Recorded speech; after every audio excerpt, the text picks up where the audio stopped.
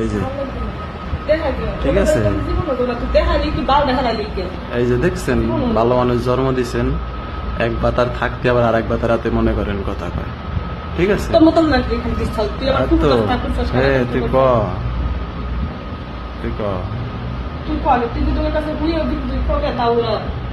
প্রমাণ প্রমাণ আমি আবার ওই যে ভিডিও করে রাখছি, আমি পাঠাই দেবো। আচ্ছা তুই ক